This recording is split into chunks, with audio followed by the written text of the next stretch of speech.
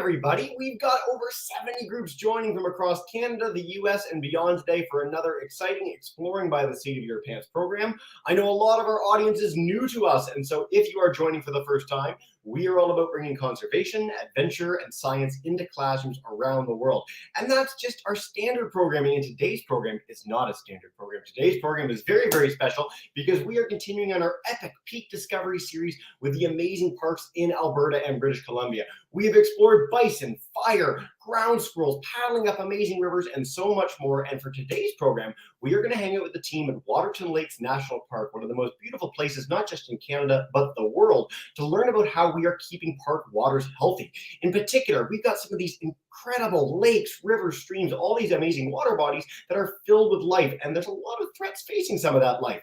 So the team at Waterton Lakes is going to walk us through what some of those threats are, what we're doing to try and mitigate them, and so much more. I'm so excited to dive in, but one quick housekeeping note before we get underway. We are going to have a Kahoot quiz between the program and the Q&A section today, and so if our teachers want to get up, kahoot.it, with the game pin on our screen. I'll make sure you guys have that game pin again at the end. We will be playing a little quiz at the end to test your knowledge and play for bragging rights. So with that up and without further ado, I'm going to turn it over to Caitlin at Waterton Lakes. Thank you so much for joining us today, and take us away.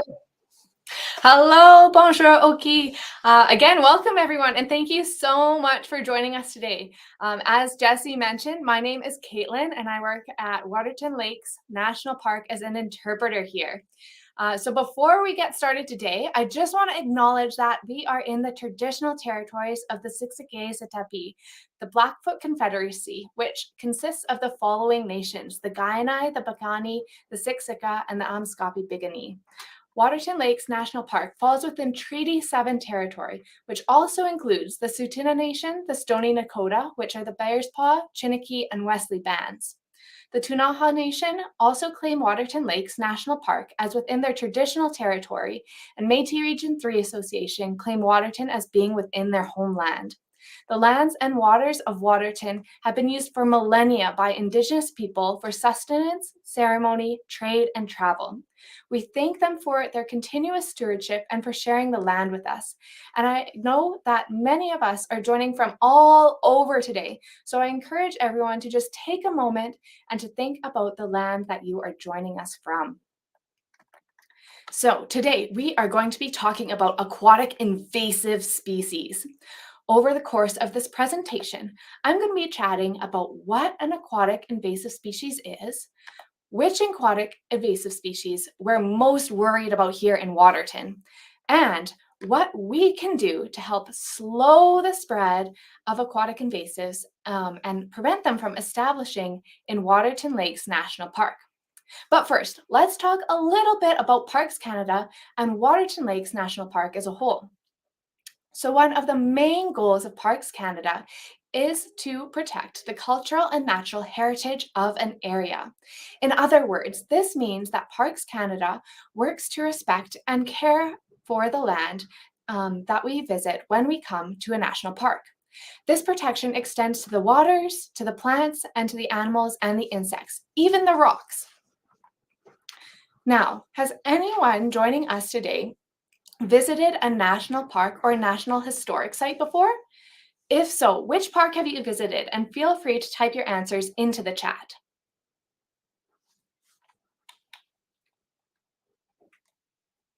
Oh, we have someone from Banff. Folks on YouTube, if you guys want to chime in as well, we'd love to hear from you. Any parks you might have visited. I know YouTube's about 7 seconds delay, but our StreamYard groups, I know it might be your first time as well. Feel free to use the private chat for all of these. We've got groups that live in Jasper National Park. That's pretty cool. You don't even have to visit because you're right there. That's exciting. Waterton, Glacier, Banff, all sorts of answers coming in chats on Yellowstone in the United States. Fantastic, guys. Awesome. Yeah. And I hope that maybe some of you have even been to Waterton before. That would be great. All right. So now, has anyone joining us? Okay, yes. I know that most of you are joining us from Alberta, so you might have an idea of where Waterton Lakes National Park is. But for those of you joining us from farther away, just take a look on the map and you'll have an idea of where we are located, the far southwestern corner of Alberta. Waterton Lakes National Park, or Boktamoxikami, in Blackfoot means the inner sacred lake within the mountains. So as you can guess, from both the English and the Blackfoot names of the area, water is a very important part of the national park. In fact, Waterton Lakes National Park is home to an amazing array of species, many of which that can be found living in or around the water. So let's take just a closer look at what some of these amazing creatures are. First off, let's meet the American dipper. Now, the American dipper is North America's only aquatic songbird species. The American dipper loves rocky streams, and this bird gets all of their food from diving into these fast flowing streams and digging up invertebrates. Up next, we have the long-toed salamander. Now, the long-toed salamander has a really interesting life cycle. These salamanders migrate to shallow water bodies in the spring to lay their eggs in the water. The eggs then hatch into larvae, which transform into adults, which will then leave the water. Another interesting fact about the long-toed salamander is that during the winter months, the salamanders will actually hibernate below ground. Now, Waterton is also home to the West Slope cutthroat trout. Now, the West Slope cutthroat trout prefer colder waters and have a red slash underneath their chin, which helps to identify them. Can anybody guess which photo is of the West Slope cutthroat trout on the screen? You can point at your answer.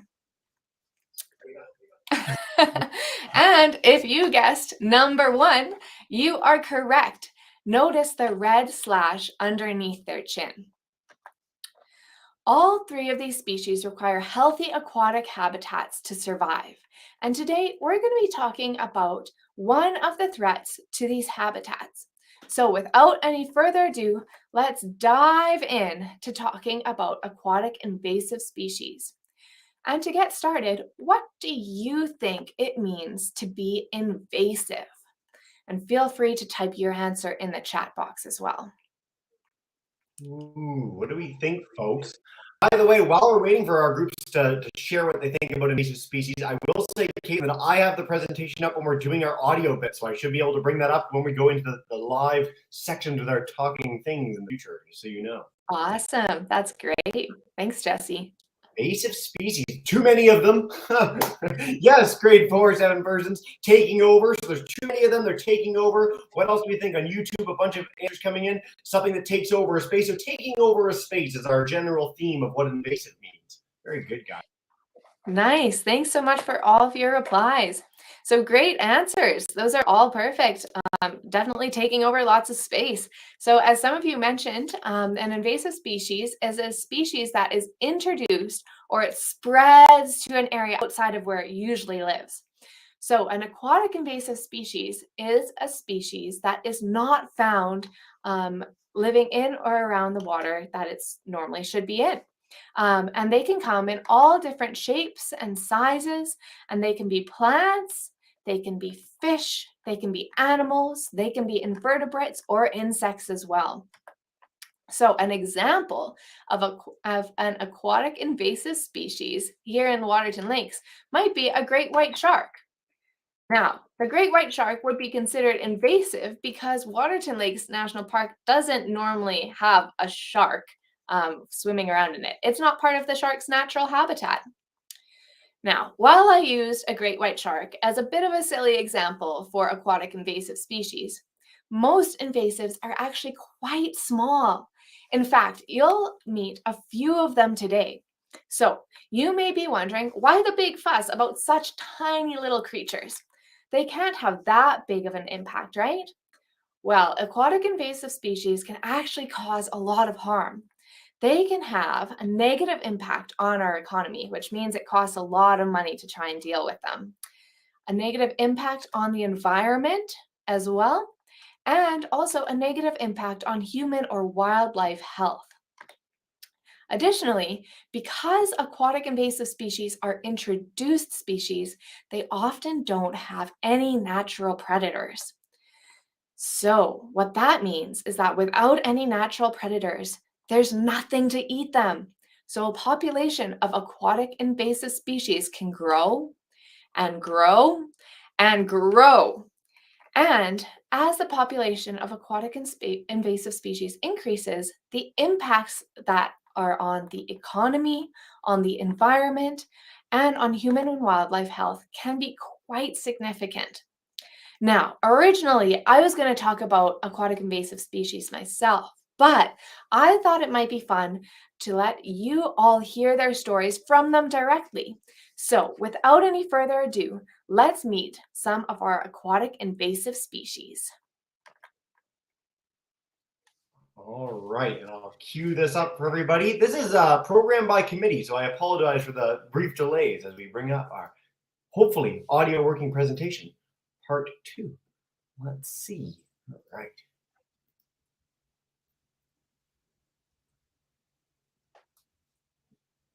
Hi everyone, my name is Quinn the Quagga Mussel, and this here is Zelda the Zebra Mussel. As you can probably tell, we've been on the move for quite some time, and boy do we have a story to share. You see, even though we love to travel, there doesn't seem to be a place for us in this ecosystem. Greetings everyone, you got that right, Quinn. Even though we quite enjoy traveling around the United States and Canada, you humans here don't seem to like us very much. We're here to share with you our story and shed some light on how we came to be invasive. You see, we're both from Eastern Europe. While our hometowns are great and near and dear to our hearts, we were desperate to travel. So when the opportunity arose, we sure as heck jumped on that ship. That's right, we got on a boat. Literally, when we were much younger and in our larval stage, we got scooped up in the ballast water of big ships that were transporting goods back to the United States. Ballast water is used to help stabilize ships. Ships will take in water from the ocean before they leave an area and release this water when they arrive at their new location. As you can imagine, this provides a perfect opportunity for species to spread. And once we arrived, it was quite easy for us to get around. When we were young and could swim, we would often get scooped up and spread by equipment that had been used in the water but had not been properly cleaned. Where there's a will, there's a way. For example, as long as things are still damp, like fishing equipment, boats, and even life jackets, we can survive out of water and be transported to new water bodies. Back in the day, when we were just larvae, we were able to visit some awesome places, much to the dismay of humans, unfortunately. When our youthful days were over and we became adults, we turned into mussels. And you see, we can't exactly travel like we used to. Instead, we like to find a nice, solid surface. And we attach ourselves to these surfaces with our bisel thread, which is basically like a really strong rope. And hey, Quinn, maybe that is why the humans don't like us here so much. You see, because we like to attach ourselves to hard surfaces, you can often find us living on boats, docks, or even irrigation pipes. And though we don't mean to, we do cause a lot of damage by wrecking these structures. Not to mention how expensive we are to get rid of. And might I say, your attempts have not been very successful. You see, once we got here, we knew it was the right place to settle. We don't have any predators over here, so we can live quite peacefully without a worry in the world about being eaten. And so we got to work.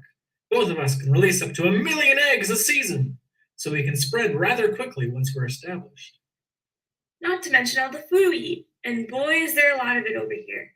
As adults, we eat by filter feeding, which means we pass water through our bodies and remove the nutrients. In fact, we're so good at filter feeding that we often remove all of the nutrients in a water body, which I hear makes it very hard for other species to survive since there isn't much food left for them. But you see, we don't mean to do all of this. We simply wanted to get out and see the world. It's not our fault that we were brought over. Sigh. Well, that's enough talking for now. We're on the lookout for our next destination. I hear Waterton Lakes National Park is awfully nice this time of year.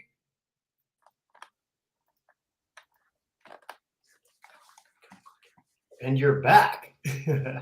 Great.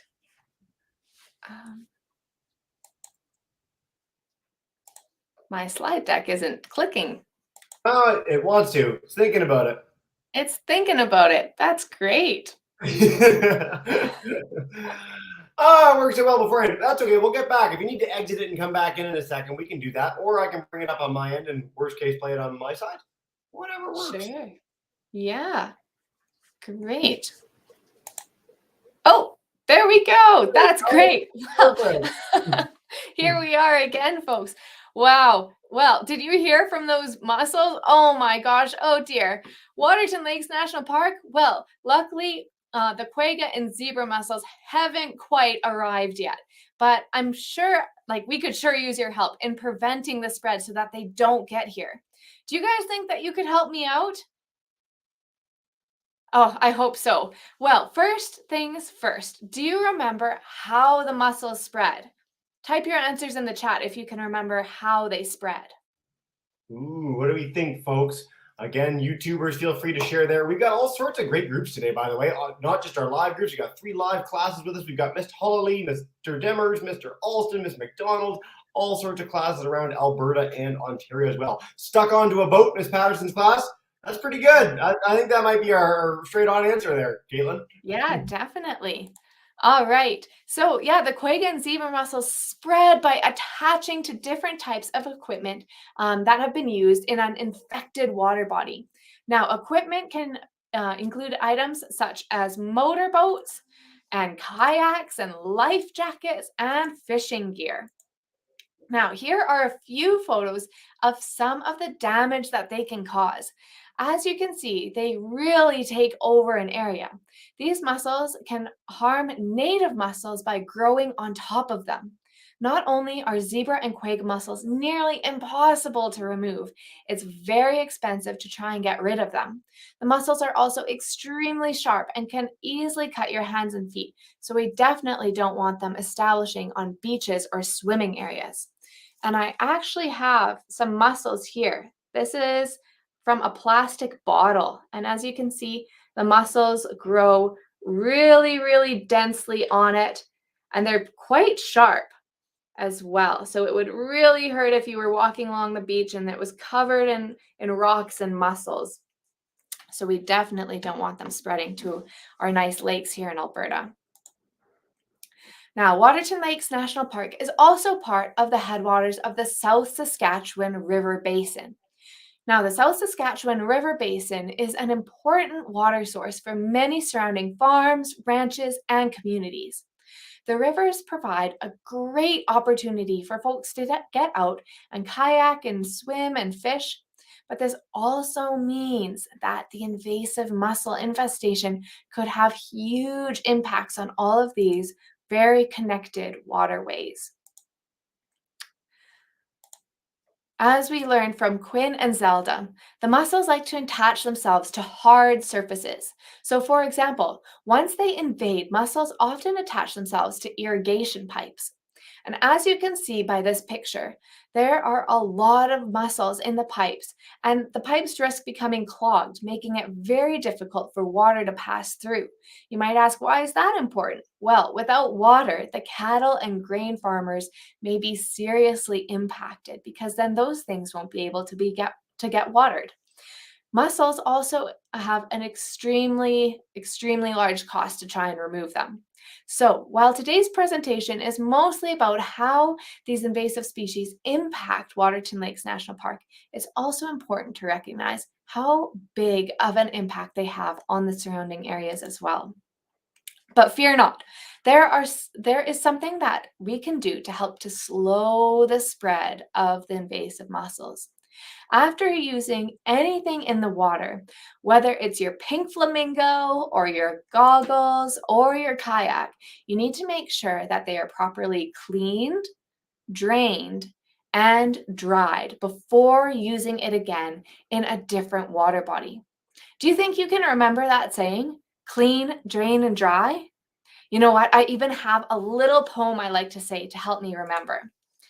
Now, this goes to the tune of Row, Row, Row Your Boat. And it goes a little something like this. Feel free to sing along with me. Clean, drain, dry your boat every time you play. Lots of water, wash and scrub. Keep invasives away. Nice. Good job, everyone. Keep that in mind. So, the zebra and quagga mussels are just 2 examples of invasive species that may spread throughout Alberta if we're not careful. But they're not the only ones. Let's meet the next aquatic invasive species we're going to talk about today, which is Mixolobus cerebralis. We're going to hear from them next. All right, let's pull that up for everybody and get this on the go. Oh, wants to work. Oh, doesn't like my computer either. This is the most fun PowerPoint of all time. No, it refuses to register today. The other one does later. Oh, man. We'll talk about Mixolobus Cerebralis instead. All right. Well, if you hit to the next, there we go. Is it? Your PowerPoint, you're good to go. Sorry, folks. There we are. And you're back. We're back. All right. Well, we will hear from Mixolobus cerebralis. We have a backup Mixolobus cerebralis right here with us as well. Howdy, my name is Mixolobus cerebralis, a tiny parasite that causes whirling disease. I'm also what you folks could call invasive. You see, I'm originally from Europe, and I'm very new to this area. I was first found in Canada in Banff National Park back in 2016. Since then, I've had a great time traveling around Alberta, and I've spread to many of your beloved water bodies and rivers. Just to name a few of my favorites, I've infected the Bow River, the North Saskatchewan River, the Red Deer River, and not to mention my favorite, the Old Man River, which I hear is pretty close to Waterton, eh? Whew! You could say I've caught the travel bug. So you may be wondering why the big fuss over such a small parasite. You can't even see me with your naked eye. Well, as I mentioned, I can cause whirling disease, which is a disease that affects fish, specifically trout, salmon, and whitefish. I don't mean to cause whirling disease, but I just can't help being spread. You make it too easy for me. I'm easily spread by fishing gear that has not been, you guessed it, cleaned, drained, or dried. But I can't do it alone. I need 2 hosts to complete my life cycle. You see, I am here, and I need to get here. Once I do get to a new water body, these tiny worms, called tubifex worms, actually swallow me up. The nerve. Then I get released back into the water and enter my next stage, what you humans call my TAM stage. As a TAM, I float around the water, and a fish may accidentally ingest me. That's where I get to work. Okay, so you must be wondering, how do I cause whirling disease? Well, let me tell you, I like to feed on cartilage. So you think of the soft tissues that make up your ear. Yum. So you guess what age of fish I enjoy munching on the most? Young fish. Them young fish. Because they have lots of cartilage before their skeleton starts to form as they get older. When I do infect young fish, I tend to deform their spine, jaws, and gill flap, which makes it difficult for them to swim.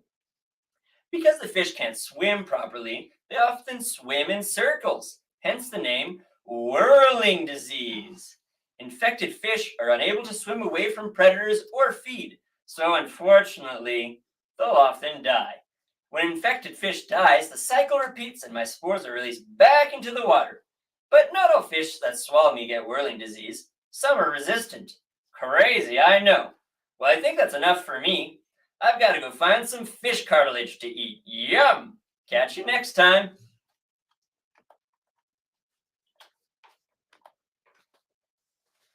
Oh dear, that is very concerning. The Old Man River, that's so close to Waterton. Does anybody remember what we can do to help prevent the spread? Any answers? Jesse, you might know. I think I know, and it had to do with our boat earlier. Now, we had a little song associated with it. Does anyone want to chime in the chat, stream there to YouTube, and how we can prevent these things from getting to our beautiful, beautiful waters? I know we had some folks earlier talking about this in one of the chats. Oh, you guys are great. Clean, drain, dry. 7 persons, grade 4. Way to go, guys. You guys were on the ball with the song. Clean, drain, dry your boat. Caitlin, I think that's correct. Yeah, you bet. That's great. Clean, drain, dry all of your gear and all of your boats and everything. because one of the main ways that whirling disease is spread is from felt-soled waders. So these are a type of boot that people wear when they go fishing. And these boots are really, really difficult to clean. And they are actually banned in national parks, which means that you're not allowed to wear them because our friend Mixolobus cerebralis easily attaches to that felt sole and is easily spread. So no felt-soled waders in national parks.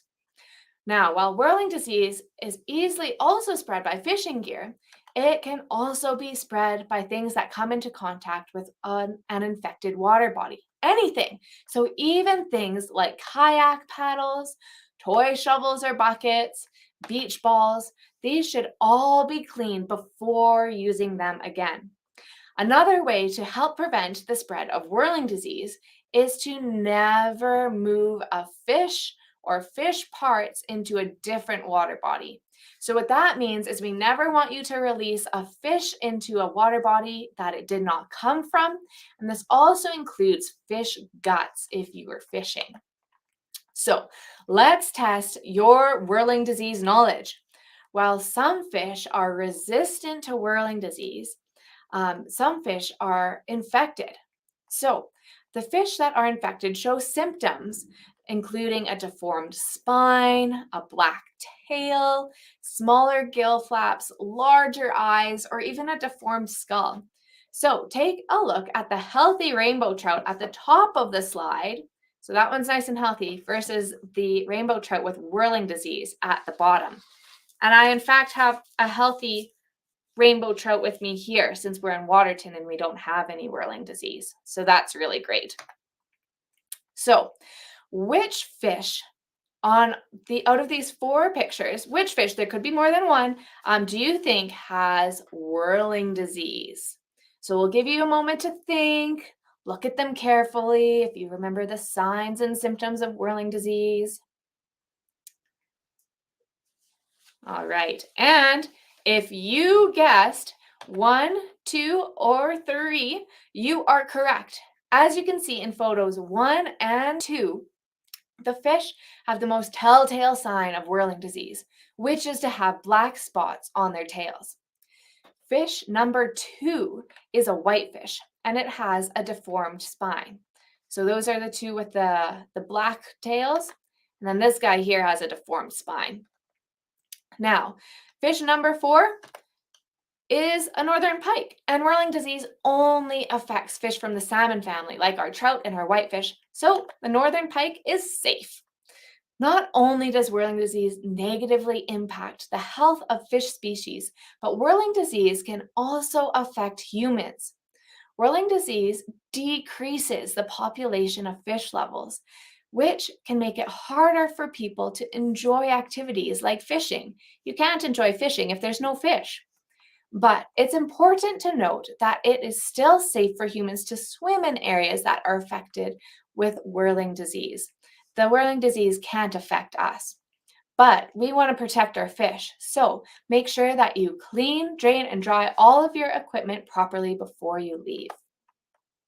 Okay, ready to meet our last invasive species? Great. Well, without any further ado, let's meet Eurasian Watermilfoil. And he does play because of the strangeness of technology. So, Watermilfoil, Wonderful. speak for himself. Hello, my name is Eurasian Watermilfoil. You might be quite surprised to see me. I'm just a plant after all. I'm originally from Europe, Asia, and Northern Africa. Like my other invasive friends, I was simply looking to broaden my horizons and explore the world. Similar to the mussels, I first arrived through the ballast water of ships. Once I reached the United States, I got tangled in boat propellers and different recreational equipment, which helped me to spread to new water bodies. It's great. While I don't look very menacing, I'm very fast growing and create dense mats with fellow native milfoil. I grow so quickly that I shade out other aquatic plants, which means they don't receive any sunlight and eventually die. Then, in the fall, when the water gets too cold for me, I'll experience a large die-off and use up all the oxygen in the water, which harms the fish because then they have less oxygen to breathe. Even just a small piece of me can grow into a whole brand new plant, which is great for me because I can easily be spread by your recreational equipment. Well, I must get back to looking for another boat propeller to get tangled in. Maybe I'll even come and visit Waterton sometime. Nice. Oh man, yet another invasive threatening Waterton's aquatic ecosystem? Yikes! Even though Eurasian Watermilfoil doesn't look too harmful, here are some photos of the damage this plant can cause. Notice how dense it grows. This limits the amount of light that can reach other native plants. If we lose too many native species in an ecosystem, this can cause huge impacts to the health of other species. A lot of the time, we use aquatic invasive species, we see them as being evil or the bad guys. And while they certainly can cause a lot of harm to other species and the environment, or to us humans, that's not their intent. Just like any other species, they're trying to make a home for themselves. After all, it's us humans who are continually contributing to the spread of aquatic invasive species through our boats and equipment. So that's why it's up to us to slow down and to prevent their spread. Okay, so you're probably wondering what Parks Canada is doing to help out with aquatic invasive species. Well, this past June, Waterton Lakes National Park implemented a mandatory inspection for kayaks, canoes, stand-up paddleboards, sailboats, paddle boats, and drift boats before they are allowed to be used in the park. So what this means is that Parks Canada staff will look for mud and debris which may be hiding in the aquatic invasives, which the aquatic invasive species might be hiding in. If the staff find any mud or debris on the boat, it will be cleaned and decontaminated at the station before being allowed to go into the park. But what about other recreational equipment that comes into contact with water, you may ask? Well, as we learned earlier, even items like life jackets, pool noodles, flippers, fishing rods, and inflatable toys can all carry and spread aquatic invasive species. To help make sure that these items are being properly inspected, there are some self-certification permits at the visitor center and at popular beaches. So if you come to visit Waterton Lakes National Park and you're wanting to go fishing or even just for a float on your pink flamingo, make sure that you fill out a self-certification permit before using your gear.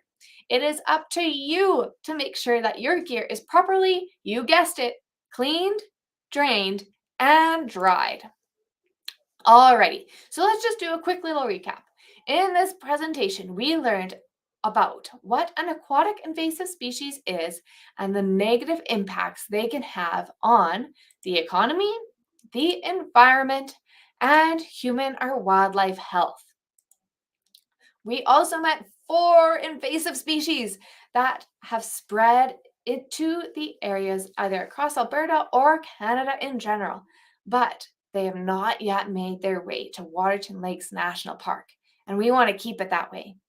So while the spread of these species can happen really, really quickly and cause a lot of damage, there is still hope, and it's up to us humans to take the lead on slowing down their spread. So next time you're recreating around or in the water, you can think about the little poem that I shared earlier in this presentation. Let's sing it one more time together. Everybody ready? All right. Clean, drain, dry your boat every time you play. lots of water, washed and scrubbed, keep invasives away. And you can also help out even more by sharing what you learned today with your friends and with your family as well. All right, so that is our presentation. We're now going to move into a short game of Kahoot, and afterwards I'll be happy to answer any questions anyone has. Fantastic. Caitlin, what a fun program. We covered so much together. And indeed, we are going to go to our Kahoot. Quite a few of you are already there, which is great. But I put up the game pin again one more time. If you don't have Kahoot, if you've never done this before, that's totally fine. You can play along in your class. Now, you don't win anything, but you do win our everlasting respect of Caitlin and I. So 22 of you are in right now, which is great. Keep coming in. The faster you answer, the more points you get. And we end with two things that aren't really questions, but just queries for you guys as a class. So let's do this thing. And then we'll head to Q&A with all our live groups and as many YouTube friends as possible as well. All right. Caitlin, you did such a good job of explaining this. I kind of hope everyone's going to get all these questions right because you really nailed it today. All right. I hope so too. What are some examples of invasive species in the park? Moose, quagga mussels, Eurasian Watermilfoil, or trout? And not in the park. I apologize for that. So in general in parks. 10 more seconds. Ooh, no one's answering so far. Chime in. 8 more seconds. Are moose invasive? The moose looks invasive, doesn't he? In his face, if you look at him, he looks kind of sinister. 23 answers.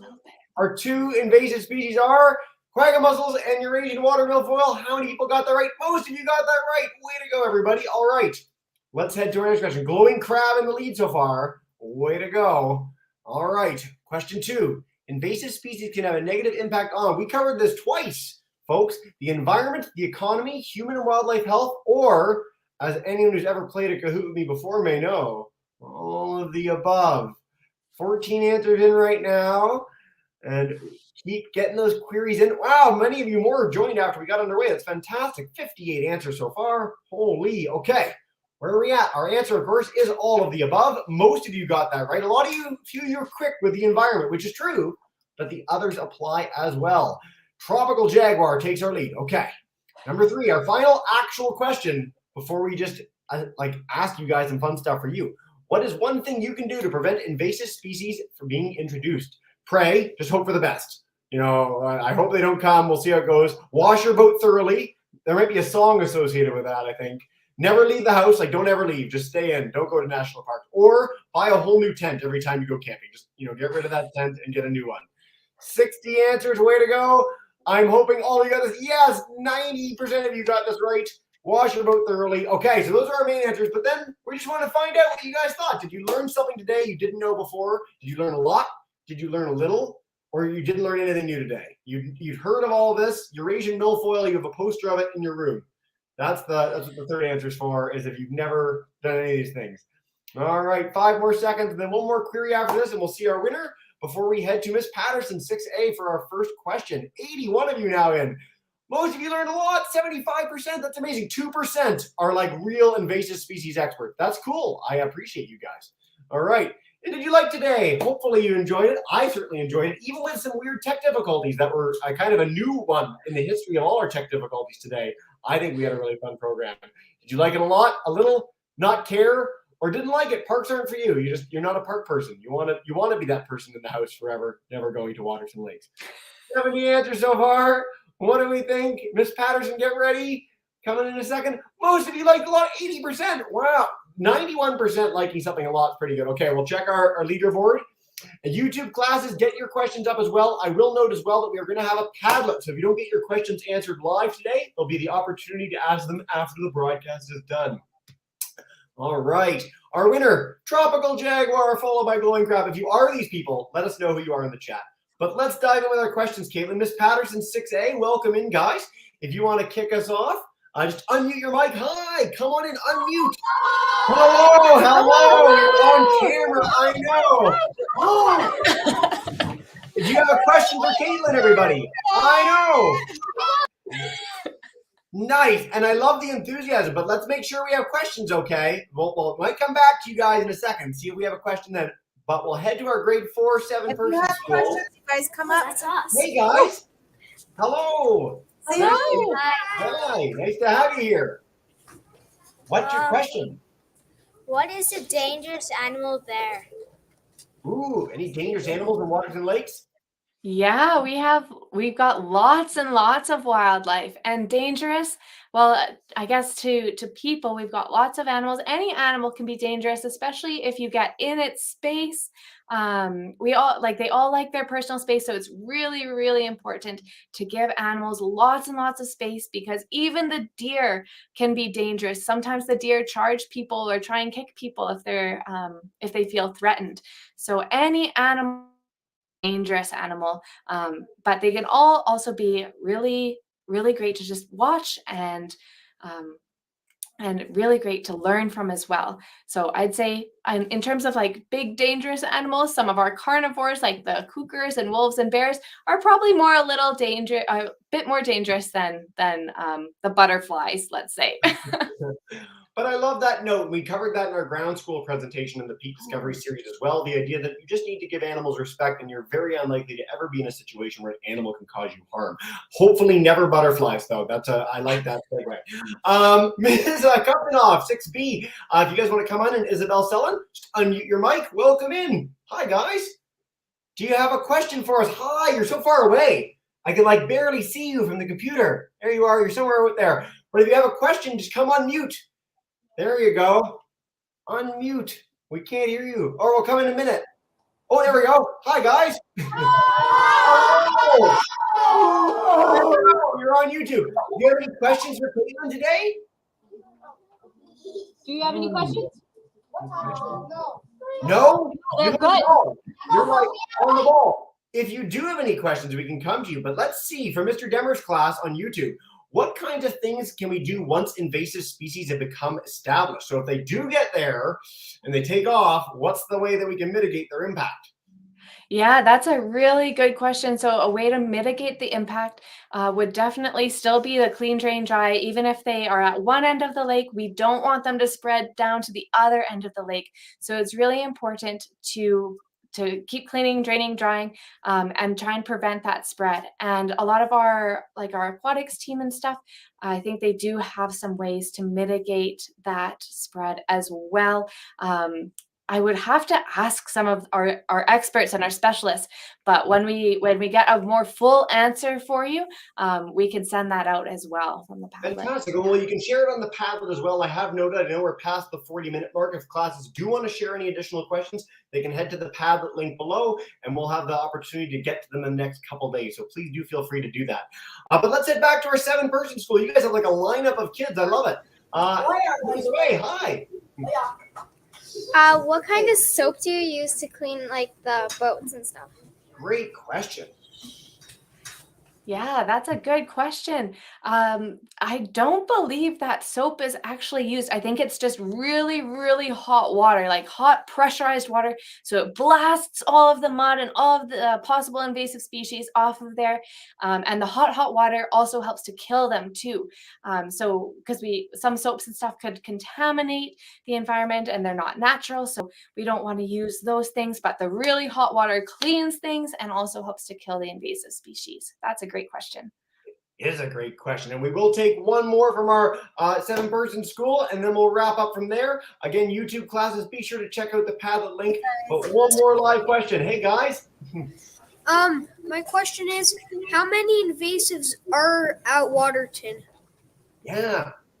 Oh, good question. Yeah, as of right now in the lake, we don't have any aquatic invasive species. So which is like, whoo, yeah, definitely, Jesse. The milfoil, the whirling disease, and the mussels, they aren't in the lake yet, which is super, super great. And we really want to keep it that way, but they are close by in some neighboring rivers and water bodies.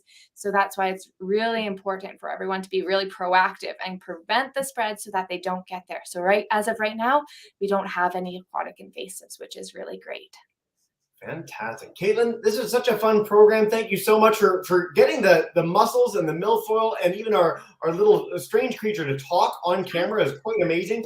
I don't know how you pulled that off. And your transformation from a bison back to today's program is really impressive as well. So if people want to check that out, it's on our YouTube channel. I do want to note one last time, if you have more questions to share, please feel free to check the link below. I'll share this with all our registered classes. And if you want to see this program again and the entire rest of the Peak Discovery series, including more with the amazing Caitlin, check out exploringbytheseat.com/peak. All the sessions are there, and we look very forward to wrapping up with this amazing series very shortly. We've got another program or so to come, so do check that out on our channel. Caitlin, as you know by now, how we wrap up every broadcast, I'm going to bring in our teacher friends to say a big thank you and farewell. So Miss Patterson, grade 4-7 Persians, and Miss Cuftinoff class, thank you so much for joining us today. Have a wonderful day, everyone. For now, guys.